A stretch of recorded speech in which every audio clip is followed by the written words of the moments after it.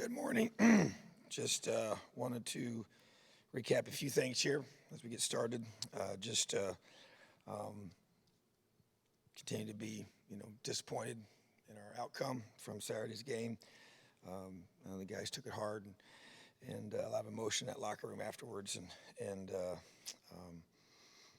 fight was there, and just got to execute better. Disappointed in our defense. Didn't rise up when we needed them in the third quarter, especially after we took the lead. Not playing complementary football, which means when we score to take the lead, we got to go out and get a 3 and out, get a takeaway, keep that momentum going. Block a punt, you got to go get points. Didn't get any points after that. Got to be complimentary of each other. And then when we do make a play, and get ourselves, we do a fake punt, and execute that and get about 25 plus yards on that, and then need to go in and score a touchdown. So continue to work together, but encouraged by some progress on offense. Thought our offensive line played better. Stephen Carr ran hard, did some good things. Donovan obviously played well, played better in the fourth quarter than he did in the first quarter. He got better as the game wore on, more comfortable. Obviously, set a record for yards for a true freshman quarterback in the game, and really proud of him, his preparation and his ability to rise up in a road game, which is always hard for a young guy, but encouraged by that, and not surprised though. Do think I've said all along, I thought he was a really talented player that has a big upside, and his best football is ahead of him. And then Peyton Hendershot continues to play at a high level, just gritty, tough, catching the football, blocking hard, playing hard on special teams. Matt Bjornson, same thing, just playing his tail off. Tight end room's really been a huge bright spot for our team offensively this year. And want to recognize the players of the week, doing a tremendous job, working hard for us in practice. Jaquez Smith, special team scout of the week. Offensive scout of the week, Vinny Fiacable and Brady Feeney, 2 offensive linemen. And then defensive scout is Joseph Daniels, just continues to be selfless and work hard and do a tremendous job helping us get ready each and every week. So got a great opportunity this week to head to Ann Arbor and take on the Michigan Wolverines. Very talented football team that is going to be a tough test for us as we progress through our season and continue to seek after getting a very important win. So, questions? I recognize that if there was a clear-cut answer to this, you'd probably be simpler. But when you talk about complementary football and have a defense that's played so well at times this year, and then kind of on a day where the offense scores 35, gets about 450 yards, can't get those stops. I mean, are there sort of, I guess, more fundamental things that you can kind of diagnose than maybe just scheme or fit or whatever, when you just kind of can't seem to sync those performances up?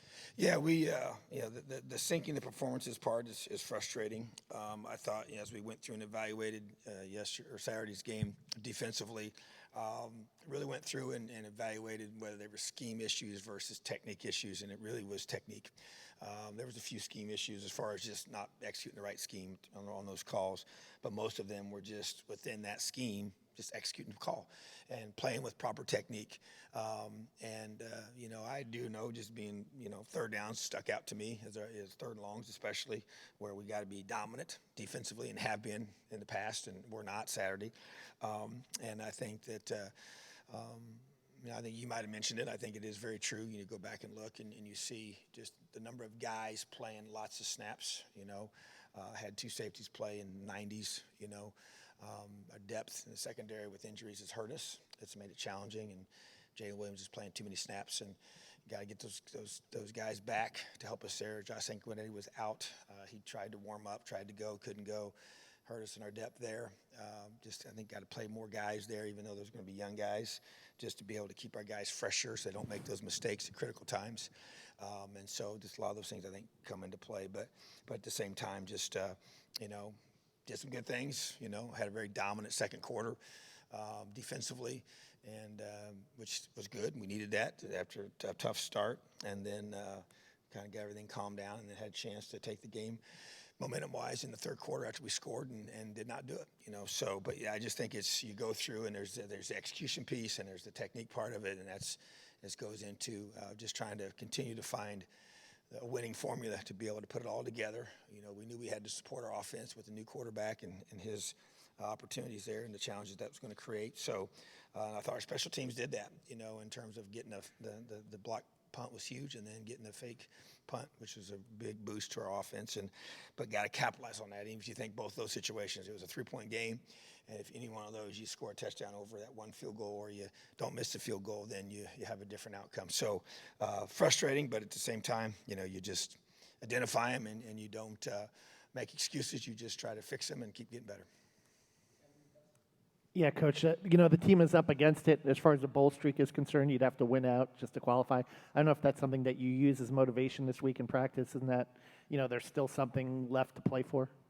Oh, they understand. Yeah, they know. We don't have to talk about it a lot. So the captains mentioned it when I met with them, and they understand what's at stake. This is just trying to find a way to compete at a high level and play at a high level and win Big Ten football games. So that, to me, that's the whole goal, and we got to play our best football, all 3 phases, working together, complementing one another, playing our best on Saturday. Tom, I know you were asked on Saturday basically, what happens going forward at quarterback, especially if someone gets healthy. I know you said it's just going to be who's ever healthy and gives us the best chance to win, I guess. But sort of going forward, how do you sort of evaluate that? Are you a sort of person that has the rule that you don't lose your starting job if you get hurt? And obviously these guys have, both Tuttle and Penix have additional eligibility going forward after this year. What all goes into how you'll handle that if one of those guys is ready? Yeah, great question. I think, and they both continue to be, as I stated after the game, week to week, and we'll see how they progress this week. And a little unknown as far as with Jack's injury, to see how quickly he'll bounce back from that. I know Michael's, throwing and moving around and doing things at maybe a better rate than we thought. So, but at the same time, Donovan is the healthiest right now, and he is the guy that we're getting ready to play. And to me, obviously showed a lot of positive signs of things that I expected him to be able to do. I know not everybody saw that against Ohio State, so that was kind of frustrating, because I knew he was a different quarterback than he showed, but it was what it was, and that's how he played. And so you have to just grow from there. But he did, and he responded. So yeah, to me, right now, Donovan's the guy, and got to keep getting ready to play better every week. In the same vein, we haven't really seen Macaulay play too much. This was the first time we really got to see his skills put to work. So what does he have that makes him the number one guy now? I know he's only 18, had his first start on the road. So what makes him such a special quarterback, and what kind of quarterback is he going to be for your team? Well, first of all, I think when I remember back when we first saw him throw, he was here for one of our summer 7-on-7s that we had. He was a quarterback there for his high school team, and he was young, but just the way he naturally threw the football, I knew he was a 3-sport guy at that point, and proceeded to be his whole career, and was just naturally had length. Even back then, he's grown since then, and just the way the ball came off his hand naturally, I thought that was impressive, and then just to be able to have athleticism, where you can run it if you need to. And he's got size, he's 215 pounds. He's going to keep getting bigger. I seem to be up to 225, 230-pound guy, I would imagine. He's still young, as you mentioned. So, I think also there's just a competitive toughness to him. I think he has that. He doesn't back down. He didn't back down when he first got thrown in there against Ohio State. And as he runs behind his pads. He doesn't run high. He doesn't run. He doesn't play that way. He just he attacks things and believes in himself. Has a pretty calm demeanor. Doesn't get frazzled, and that's something that guys have innately. And he has the ability to just extend plays and find guys open downfield. And then if he has to run it, he can run it. So I think all those things. I love his attitude. I love the way he approaches things every day. He's a humble guy. He's a great teammate, and so he's a hard worker. So a lot of good qualities that makes you excited to have him, and that's why we were excited to have him on our team and expected him to be able to redshirt and to have a chance to develop even more this offseason. But things changed, and he's now our starting quarterback. Tom, you mentioned the offensive line improved play, and having a young quarterback, obviously he's going to need that. But going back and examining through the course of this season, they were one of the groups that probably had the highest expectations of. And have you been able to figure out what has led to the not quite getting to where they need to be so far?